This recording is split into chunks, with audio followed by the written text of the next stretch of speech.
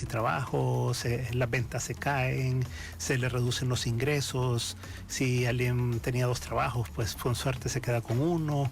Si alguien tenía un trabajo fijo, puede hacer que tenga que salir a buscar cómo conseguir algún ingreso. Personas del sector informal también, que han quebrado muchísimas empresitas, ¿verdad? Micros, pequeñas empresas. Que no declaraban porque no veían ningún beneficio de declarar ante el fisco, pero eran empresitas ya conformadas que empleaban a 5 o 10 empleados y ya eran el sustento para muchas familias. Ya esas empresitas han cerrado. Sí, hay muchísimas empresitas así que han cerrado, tanto el sector informal como el sector formal, ¿verdad?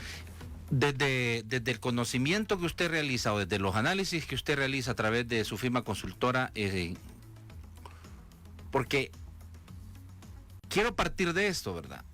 El presidente Nayib Bukele dio unas declaraciones bastante optimistas y él decía de que la economía del país se proyecta a que pueda recuperarse a nivel de prepandemia en el 2023, pero la economía comenzaría a tener síntomas de recuperación al final del 2021. Y entonces yo por eso le preguntaba, desde el análisis que ustedes están haciendo, ¿cuál es el impacto que ha tenido a nivel de pérdida de fuentes de trabajo? Según cifras oficiales que son las que tenemos, que son las del Seguro Social, se han perdido más o menos 80,000 empleos. Más o menos 650,000 más o menos, que son el total de empleos formales del sector privado, porque recordemos que el sector público pues ha mantenido todo igual porque le han dado cualquier cantidad de dinero para que pueda mantener todos sus gastos y que pueda incrementarlos, ¿verdad? Pero el sector privado, que es a donde se ha dado el ajuste, entonces se ha hecho una caída, o ha ocurrido una caída de entre 12-13% del total de empleos del país. Y en el sector informal, según el ministro de Trabajo, habría más de 100,000 empleos que se han perdido. Entonces él estimaba que iba a haber algo arriba de 200,000 empleos que se iban a haber perdido a esta fecha. Entonces es un impacto enorme. Si usted considera que en El Salvador, cuando bien nos va, generamos 15,000 empleos en un año, pero además entran 50-60,000 jóvenes nuevos que salen graduados de colegio y que entran a la fuerza laboral, ¿verdad? Entonces quiere decir, don Luis, que es muy aventurado generar expectativas respecto a la recuperación económica. El presidente dice finales de 2021 y ya en situaciones normales 2023. Mire, la verdad que 2021 va a ser un año muy complicado, ¿verdad? O sea, si se acuerda, hace un año más o menos, se decía que este iba a ser un año buenísimo, que iba a crecer la economía increíblemente, que nunca iba a haber crecido tanto como ahora, ¿verdad? Porque había mucha inversión, había confianza, ¿se acuerda todo lo que decían Sí. al final del año pasado? Y entonces había expectativas de un gran crecimiento, supuestamente. Pero después, cuando comenzó la pandemia, entonces organismos como el Fondo Monetario dijeron que iba a caer 5% la economía. Yo en ese momento dije que iba a caer entre 10 y 11. Y lo que está diciendo hoy el fondo es que va a caer 9%. Puede hacer que caiga 10, ¿verdad? El tema es que es una caída tan grande, pero tan grande, que nos va a llevar muchos años recuperarnos. Mire, pero vaya, ¿a quién le creemos, pues? Porque vaya, usted está citando al Fondo Monetario Internacional y es un gran referente, increíble. Está hablando que El Salvador va a tener una caída del 9% de su Producto Interno Bruto. Es un golpe, es un zarpazo a la economía mortal. Lo que está previendo es el Fondo Monetario está siendo demasiado dramático, porque esta ha sido la peor proyección anticipada de la economía salvadoreña frente a lo que está diciendo el gobierno, que va a ser entre 6.5% y 8.5% o al 8.9% previsto según Banco Mundial, dice el gobierno. Mire, yo creo que ya a esta fecha, ahora que ya estamos en octubre, ya queda bastante claro que la caída va a andar en ese rango, ¿verdad? 9%, yo todavía me aventuro a decir 10%, pero quedémonos en el 9%. Creo que ya no hay duda. Ahora, el problema es que siempre para adelante viene todos los optimismos, ¿verdad? Entonces están diciendo que puede hacer que crezca 4% el Fondo Monetario Internacional para el próximo año en la economía de El Salvador, que crezca 3.9% según el Banco Central, que crezca 4.9% según el Banco Mundial. La experiencia que tenemos ya los que hemos seguido por muchos años los pronósticos del Fondo Monetario Internacional es que ellos son muy buenos ya en la etapa final del año, digamos, cuando ya se hizo todo, ahora ya se puede calcular, así como en este momento, ahora que va a ser una caída de esa envergadura. Pero siempre son muy optimistas cuando hacen las proyecciones del siguiente año, porque ahí siempre tienen el temor de que son profecías autocumplidas, de que si uno dice que la cosa va a ir mal, entonces le van a echar la culpa de que fue mal porque ellos dijeron, ¿verdad? Entonces, pero siendo realistas, El Salvador tiene un proceso electoral, que estamos en eso ahorita, Sí. que nos va a llevar el primer semestre del próximo año, en el sentido siguiente, y es que hay votaciones el 28 de febrero, pero la nueva Asamblea Legislativa Toma hasta el 1 de mayo. el 1 de mayo. Entonces, básicamente el primer semestre va a estar Perdido 6 meses.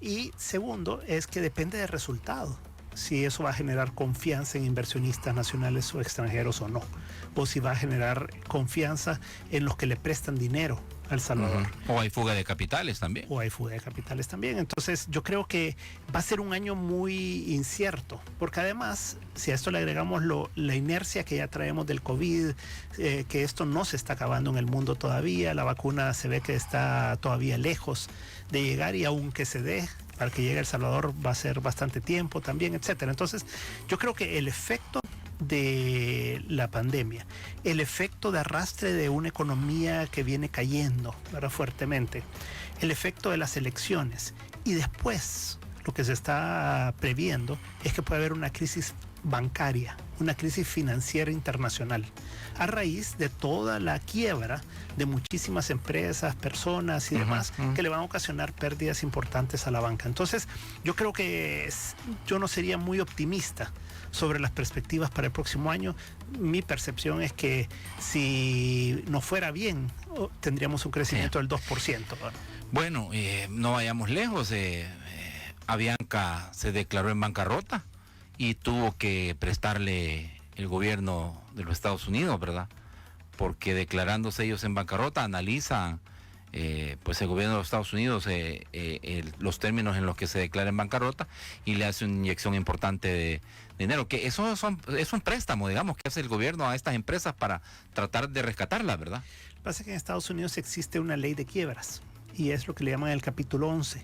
Entonces, cuando una empresa está en una situación complicada, lo que hace es que se acoge a la quiebra, digamos, y eso le permite refinanciar y redefinir todas sus deudas, ¿verdad?, a más largo plazo, obtiene mejores condiciones, y eso le permite a las empresas sobrevivir. Oxigenarse.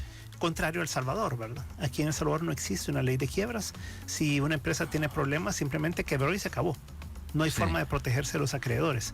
Lo que usted hablaba hace un rato, ¿verdad?, o sea, en términos personales, sí, pero si no hay una forma de poderse proteger de los acreedores en un momento crítico de una empresa o de una persona, pues entonces se vuelve mucho más complicado. Estados Unidos sí tiene ese tipo de condiciones que les permiten sobrevivir a las empresas.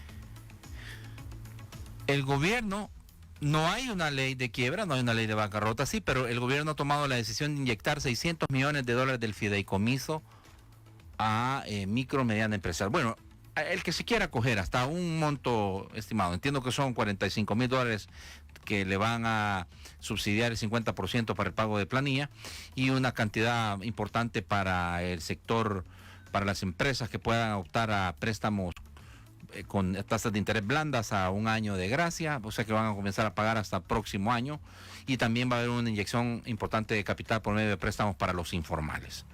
Bueno, ¿qué tanto va a tener un efecto esto, partiendo en que precisamente en eso es que el gobierno cifra el optimismo del rescate que pueda tener la economía? Creemos que con esta inyección le vamos a dar a la economía una ayuda para que no decrezca tanto la economía, y que nuestra meta entre lo que decrezcamos este año y lo que crezcamos el otro, gracias a esta inyección de dinero, probablemente en un año, al finalizar el 2021, primero Dios mediante así sea, vamos a poder decir el problema económico de la pandemia ya se recuperó, es decir, la economía está a nivel de prepandemia. ¿Por qué le da risa? Si fuera así de fácil, ¿verdad? No, pero bueno, a mí también me causa un poco. El presidente no es economista, pues, ¿verdad? Y entiendo que pues sus asesores han de haberle dicho, mire, esta va a ser una inyección importante y pues vamos a poder tener síntomas de recuperación, pues. No sé qué piensa usted. Mire, lo primero es que la crisis comenzó en marzo. En mayo 5 se le aprobó estos $1.000 millones al gobierno para que de eso sacara 600 millones para este fideicomiso. El gobierno se tardó hasta julio para emitir los bonos el 7 de julio. El 7 de julio obtuvo $1.000 millones y hasta ahora, en octubre, están comenzando a ejecutar ese dinero. El fideicomiso fue aprobado allá por junio por los diputados. El dinero fue aprobado en mayo. El dinero fue recibido en julio. Y entonces, ¿qué pasa? O sea, el problema es que en estas circunstancias tan complicadas que hemos vivido, usted no se podía perder un día. Porque un día, una semana, un mes implicaba la muerte de muchas empresas, la desaparición de muchos empleos. Entonces, al haberse tardado tanto, venir ahora con esto es demasiado poco, demasiado tarde. Entonces, mire, doctor, pero vaya, está bien lo que usted dice, y usted, claro, está estudiando día con día todo el comportamiento que está teniendo tanto nacional como internacionalmente las economías, las bolsas de valores, las tendencias bursátiles y todo lo que va a conllevar para todo el mundo la pandemia, porque en términos es imposible para algunos cuantificar cuál va a ser verdaderamente el golpe, pero usted escuchó al presidente decir que los diputados eran responsables de este atraso, que les había tocado ir a colocar certificados del Tesoro, que es la famosa tarjeta de crédito, conseguir esos $600 millones, que dijo se los habían criticado y que no les iban a decir para qué era, porque no tenían por qué explicarles para qué eran, porque entonces decía, era adelantarles la sorpresa que querían dar. Entonces el gobierno dice, aquí están los $600 millones, los hemos obtenido a través de colocación de certificados del Tesoro, tarjeta de crédito para que la gente lo entienda mejor, y ya no nos interesa que en la Asamblea Legislativa, es más, vamos a retirar esa solicitud para fondear el fideicomiso. ¿Qué le parece? Porque digo, la aprobación está entre la postura de los diputados, entre la postura de presidencia, y entonces, ¿a quién le creemos? Dice la gente. Veamos un poquito de historia rápida. ¿Qué pasó en marzo? En marzo se decidió repartir $300 a 1.500.000 personas. Al final se le repartió a 1.200.000. ¿En cuánto tiempo consiguieron $426 millones? En una semana. ¿Quién se los dio? La banca. La banca le prestó al gobierno un crédito puente, le llamaron en ese momento, y repartieron el dinero entre finales de marzo y principios de abril. Eso es cuando las cosas se quieren hacer. Porque dinero para esa otra fuente que necesitaban de los 600 millones había. Ellos colocaron en ese momento $910 millones en una emisión de $426 millones de letes y después $623 millones en CETES, que es lo que usted menciona, más un crédito puente de 140 millones en Nueva York. Todo eso lo obtuvieron entre marzo y abril. ¿Por qué no utilizaron ese dinero para haber apoyado a los empleos? En ese momento hubo conversaciones entre la ANEP, la Cámara de Comercio y el gobierno, y de ahí salió ese fideicomiso. Eso se discutió allá por marzo y abril. Y de ahí lo que se definió y lo que se había propuesto por la ANEP era que fuera el Seguro Social el que aportara esos 140 millones de dólares, que son los que ahora en octubre se van a aportar supuestamente. Y lo que proponía la ANEP es que no lo pagara el gobierno, sino que lo iban a pagar los empleadores después, que le dieran como un crédito a los empleadores para que en 5 años después lo fueran pagando, para que los trabajadores no perdieran el empleo en marzo, abril, mayo, ¿verdad? O sea, ese era el objetivo. El gobierno no quiso, porque el presidente dijo que la ANEP quería quebrar el Seguro Social y después no se pudo retractar de eso, porque él no se puede retractar de las cosas. Entonces se fue por la vía de este fideicomiso. La Asamblea Legislativa se lo autorizó. se lo creó. Le dieron los 1.000 millones, o sea, le dieron autorización para emitir 1.000 millones, además de los 2.000 que ya le habían dado en marzo, ¿no? Entonces, ¿cuál es la situación? O sea, cuando se quiere hacer las cosas, como se quiso hacer con los $300, se hizo en una semana. Y cuando no interesa, se da hasta octubre. Entonces, yo creo que el problema es que... ¿Usted cree que hay un componente de desinterés para poder ayudar o fondear esto? Porque posibilidades y rutas, caminos habían. Mire, el Fondo Monetario les dio en mayo 389 millones de dólares. ¿Y por qué no ocuparon esos casi 400 millones para eso? Y el BID les dio 550 millones de dólares, que los pudieron haber anticipado otros 250 para ese momento. O sea, si en realidad la prioridad hubiera sido salvar empleos, salvar los ingresos de los salvadoreños estables, digamos, porque son los que se generan ingresos todos los meses, ¿verdad? En empleos, en empresas formales e informales también. Entonces, hay muchísimo del empleo que ahora se ha perdido. Entonces, mire, ahora venir con este programa y pensar que esta va a ser la panacea, no, si era un paliativo lo que se quería en ese tiempo para evitar la pérdida de empleos. El problema también ahora es que ya las circunstancias cambiaron y por lo tanto venir a decir que solo le van a dar crédito a los que califican con A y B, pues entonces a los que no lo necesitan, pues entre comillas, ¿verdad? O sea, y venir a dar la mitad de un sueldo de un mes y la mitad de otro, cuando ya la gente ya perdió el empleo, pues ya tampoco, ¿verdad? Porque por más que a usted como empresa que ha quebrado, lleguen y le digan, mire, yo le voy a dar a usted para sus 10 empleados la mitad del sueldo del mes de octubre y la mitad del sueldo del mes de noviembre, digamos. Usted va a decir, mire, gracias, pero en realidad no, ya no voy a recontratar a la gente porque ya no tengo cómo trabajar. Entonces, es demasiado tarde todo esto. Aquí se debería haber replanteado ahora este fideicomiso, porque eso tenía una razón de ser muy importante allá por abril. Hoy debería de ser para una reactivación. Para una reactivación se requieren condiciones diferentes porque pasó demasiada agua debajo del puente y las empresas se deterioraron y están en unas condiciones, muchas de ellas bien complicadas o quebraron. Entonces creo que si en realidad se quiere reactivar la economía, hay que pensar en algo diferente para el 2021. Bueno, realmente va a ser bien complicado para que muchas micro y pequeñas empresas puedan optar a esos fondos, hay que decirlos. Yo, en lo particular, quise optar, ¿verdad? Porque hemos sido golpeados casi todos, ¿verdad? Nosotros somos microempresarios, pues, y yo igual. Y no aplicamos. Y no aplicamos, no podemos. Sí. Le expliqué a la representante de Bandesal y me dijo, pues, son los requisitos, no podemos, es mentira. Entonces, bien difícil, creo yo, que muchas empresas al final a estas alturas también ya muchas cerraron, ya no va a poder ser posible optar, ya sea porque es a distiempo o porque ya quebraron algunas empresas y definitivamente cerraron.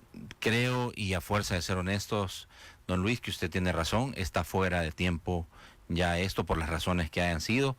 En parte el componente también es el tema de la crisis institucional, el pleito entre los poderes del Estado y la posibilidad de no alcanzar acuerdos por medio de la vía de la concertación, que tiene un gran componente también eso. El gobierno reprocha a los diputados reprochan al gobierno y mire usted en las que estamos. Bueno, vamos a irnos a la pausa.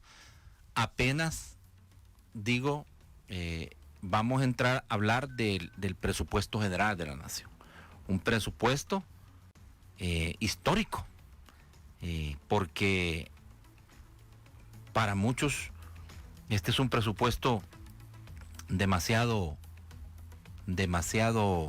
alto, imposible para otros de poder financiar, ¿verdad? 7,000 millones, ¿verdad? 453.5 para 2021. Con un déficit fiscal de 1.342 millones. ¿De dónde van a salir esos 1.343 millones? Bueno, para muchos es deuda que se debe de autorizar al gobierno para poder subsanar eso que va a hacer falta, pero también tiene proyecciones. Y tiene proyecciones de ingresos, porque son esos presupuestos. ¿De qué piensa don Luis Membreño de este presupuesto? Y pues la moneda esté en el aire sobre los que dicen no se va a aprobar este presupuesto este año, se va a aprobar hasta que tome posesión la nueva Asamblea Legislativa. ¿Qué piensa además don Luis de esto y de los entretelones del presupuesto general de la Nación? Y la palabrita clave, nuevos impuestos, que dice el Fondo Monetario Internacional se necesitan para poder hacer llegar más dinero a las arcas del Estado y poder cumplir las proyecciones, pero no solo eso, que el gobierno pueda pagarle a sus acreedores, a quienes les debe. Y creo que va a quedar muy poco componente para el tema de inversión. Bueno, estamos de regreso, seguimos conversando con don Luis Membreño de Membreño Consulting y por supuesto ahora creo que este tema es muy muy importante, para muchos tal vez de poco interés, ¿verdad? Puede ser que a la población no le interese el presupuesto, si yo no trabajo no me harto de la gente, hay que vean cómo salen, pero ciertamente el presupuesto general de la Nación tiene un gran componente para poder llevar beneficio a la ciudadanía, en teoría, en la práctica no sabemos, pero son exactamente, para no salirnos del parámetro, 7.453 millones y lleva un déficit fiscal de 1.342 millones, es decir, esos 1.342 millones no están y hay que buscarlos de alguna fuente de financiamiento que a lo mejor va a ser préstamos. Miren, aquí hay varias cosas. Uno es que el presupuesto del año anterior, o sea, del año 2020, ¿verdad?, fue de 6.400 millones. Y saltan de 6.400 a 7.400. 1.000 millones más. Millones en un solo año. Que porque vino la pandemia, que se incrementó el presupuesto, que esto, que aquello, todo lo que quiera. Pero el año 2020 fue excepcional, digamos. Y los gastos extraordinarios, que ya no se van a repetir el próximo año, no pueden ser parámetro para el presupuesto del próximo año. Entonces, vienen y dicen, vamos a subir en 1.000 millones los gastos, ¿verdad?, para hacer así comparativos entre 2020 y 2021. Después viene y cuando uno ve la proyección que había hecho el Ministerio de Hacienda una semana antes de los ingresos que iba a proyectar para el 2021 y que iban a ir en el presupuesto, resultaba que había un incremento de 150 millones de dólares para el próximo año en incremento de ingresos, lo cual es lógico porque va a ser un año complicado. Y de repente le agregan 600 millones.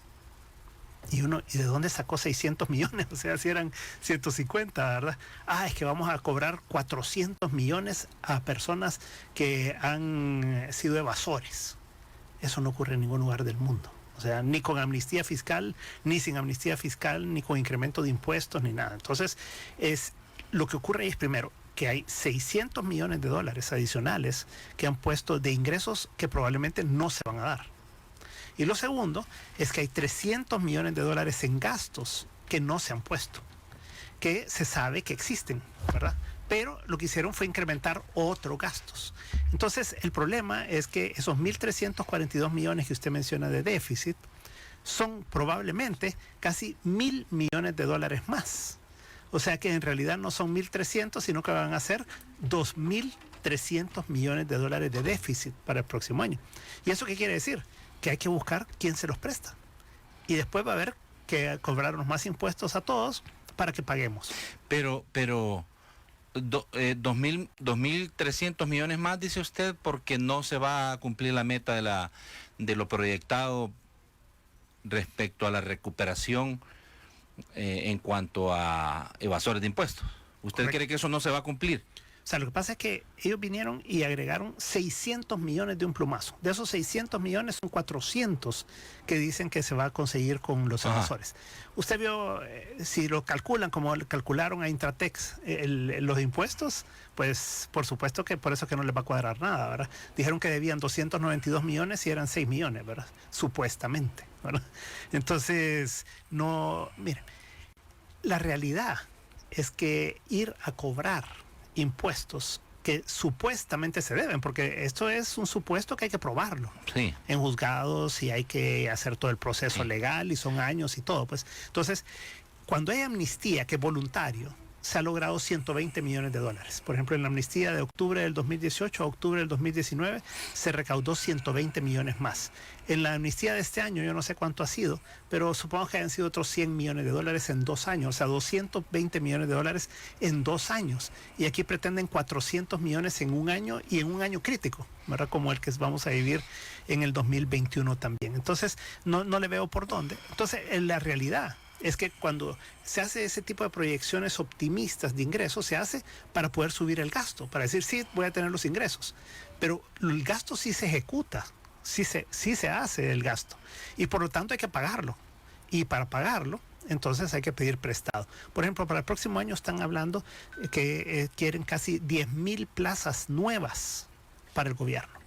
Pero si aquí lo que se requiere es ser mucho más consecuente, ¿verdad?, con la situación que tenemos ahora. Entonces no estamos, el país no está para estar incrementando la burocracia y estar contratando de 10,000 personas más, ¿verdad? Entonces ese tipo de cosas son las que, si usted los contrata, les tiene que pagar, ¿verdad? Y de esa manera, pues el financiamiento, en lugar de 1.300 millones, podría ser de 2.300 millones de dólares. Y eso ya es otras ligas, ¿verdad? Basado en lo que usted advierte que no se van a cumplir esas proyecciones para algunos rubros que está planteando el gobierno. Correcto.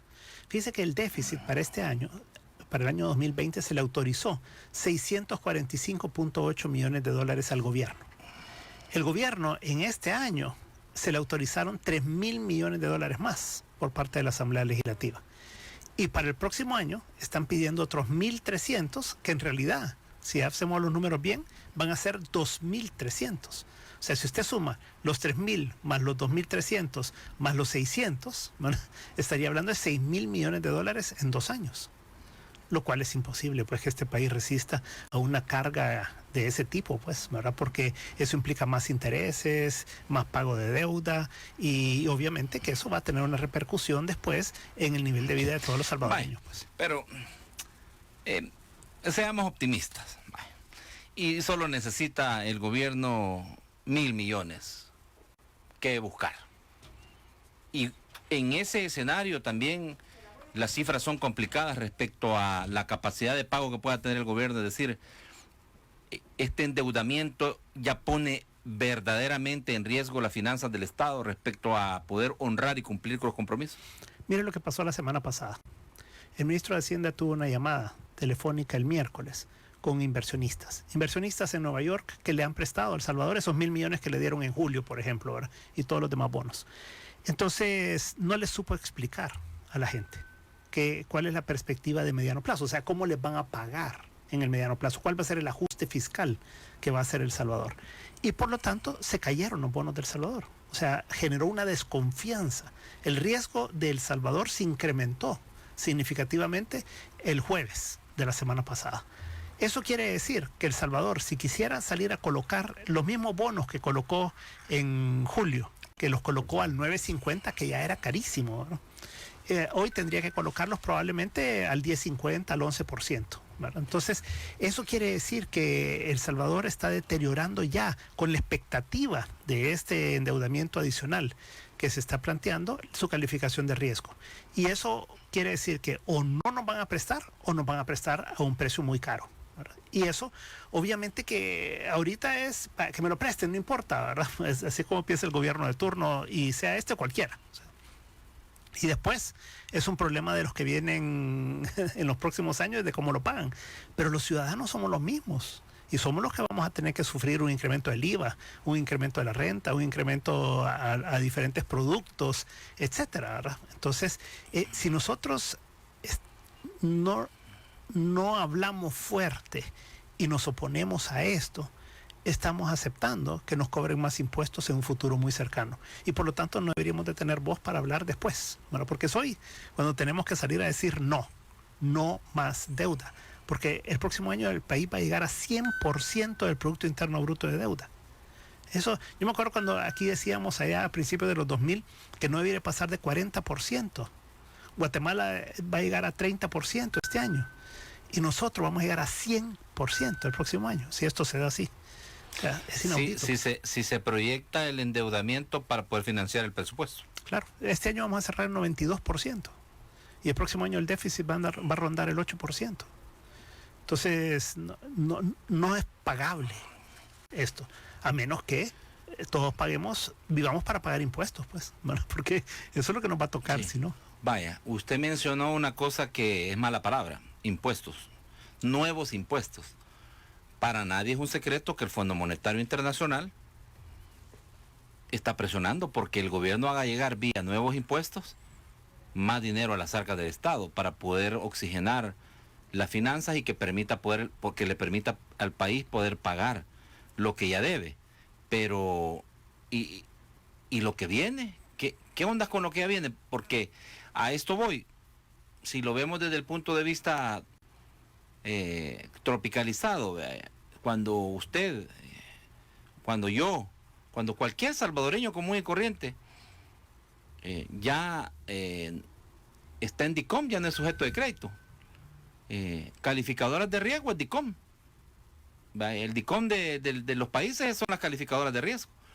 Pero usted está diciendo, aún con este escenario, le van a seguir prestando al gobierno. Puede ser que el gobierno le siga. Es decir, estos 1.000 millones que se necesitan, puede ser que el gobierno los coloque.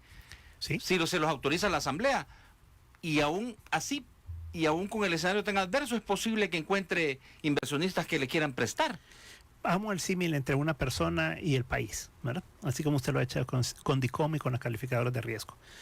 Si uno llega y le pide prestado a un banco y le dice, mire, yo ya tengo comprometidos todos mis ingresos con todos mis compromisos y con lo que le pago ya de los préstamos a los diferentes bancos, digamos. Y entonces usted llega y le dice, yo quiero un préstamo nuevo. Entonces el banco analiza su capacidad de pago y le dice, mire, usted ya no tiene capacidad de pago a menos que consiga nuevos ingresos. Vaya y consiga los nuevos ingresos y después hablamos, ¿verdad? Entonces eso es en la realidad personal. En el gobierno no funciona así, sino que el gobierno dice, mire, yo necesito que me preste otros 1.000 millones de dólares. Ah, sí, pero fíjese que usted ya está bien endeudado.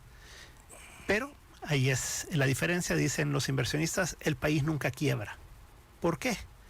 Porque puede conseguir nuevos ingresos, porque puede subir los impuestos o puede crear nuevos impuestos. Entonces es diferente uno que tiene que ir a rebuscarse a conseguir un trabajo o hacer otro negocio o lo que sea para conseguir los ingresos. Aquí El gobierno solo es pasar fácil, una ley muy chiche, y cobrar, ¿verdad? Vaya, entonces ahí vamos. Y ahí es donde lo quería yo llevarle, licenciado. Es inevitable más impuestos, entonces. Sí, la pregunta es cuándo. ¿Cuándo y cuáles? Eso es. Pero que es inevitable en los próximos años, sin duda alguna. Vaya, pero barajemos las posibilidades. Y IVA, el más fácil. Es la primera opción porque es el que no hemos subido desde 1992. Todos los demás o se han creado nuevos o se han subido, como la renta, por ejemplo. Y el IVA es el que no se ha tocado y está en el 13%, y hay otros países de Centroamérica que tienen 15%, por ejemplo. Hay países en Sudamérica que llegan entre el 19 y el 22%, pues. Entonces, ¿cree usted que va a ser una gran posibilidad de incremento del impuesto al valor agregado? Sí, lo que pasa es que ahorita es el momento en el que todo el mundo está cerrando los ojos, ¿verdad? O sea, hasta la pandemia, hay que atender la pandemia, esto no ha terminado, el próximo año viene. No importa de dónde saquemos el dinero, después lo vamos a pagar. No se preocupen, el mismo Fondo Monetario Internacional no les podemos cerrar la llave a los países porque hay que atender las crisis, esto, aquello.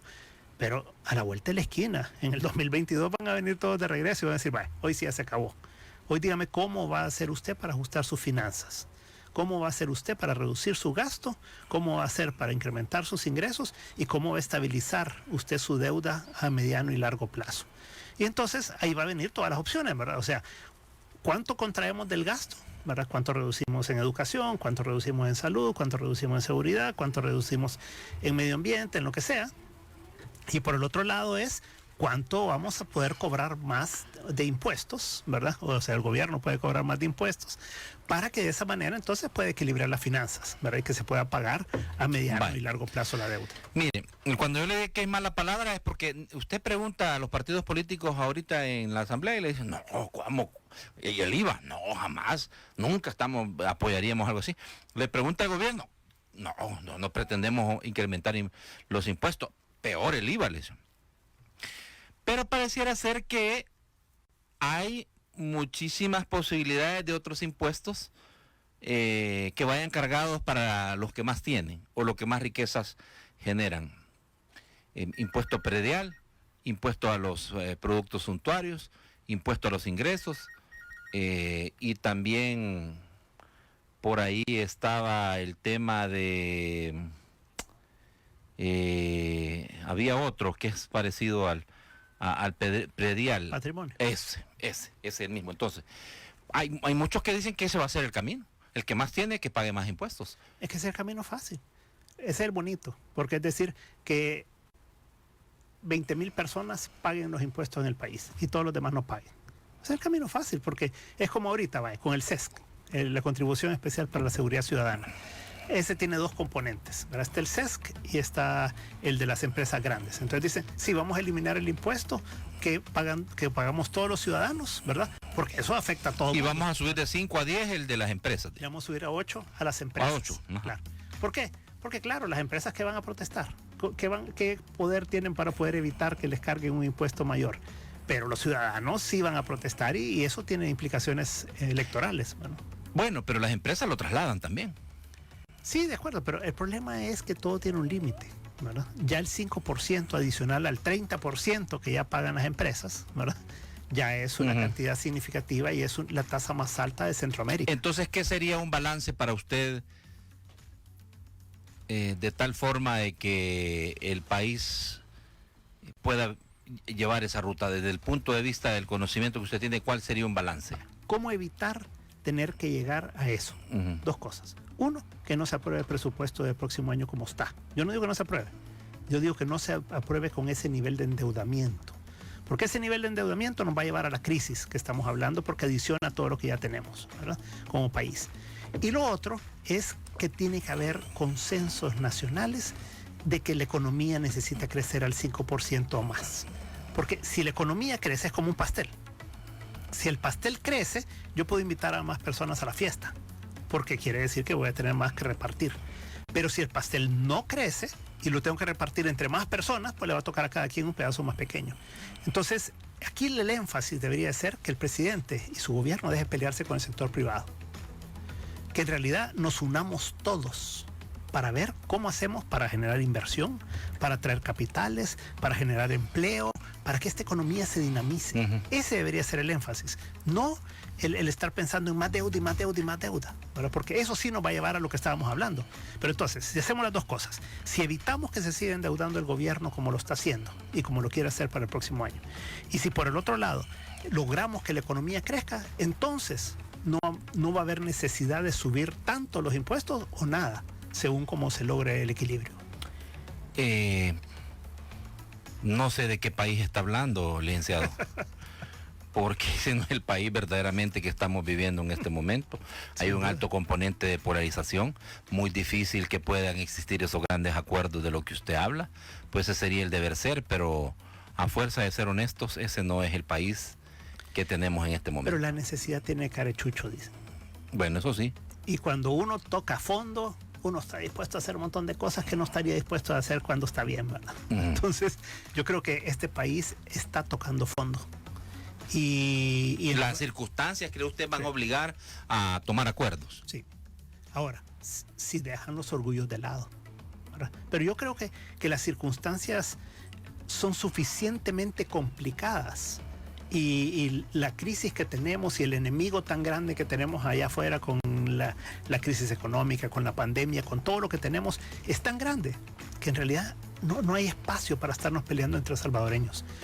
Aquí se necesita de todos para poder sacar adelante el país. Entonces, ojalá que el presidente, que es el líder del país, pues, pudiera dar ese ejemplo, ¿verdad? De una sensatez, de un llamado a la unidad nacional, de no pelearse con los diferentes sectores del país y que de esa manera, entonces, podamos aportar todos una solución, pues, porque de lo contrario, vamos hacia una crisis que va a ser de grandes proporciones.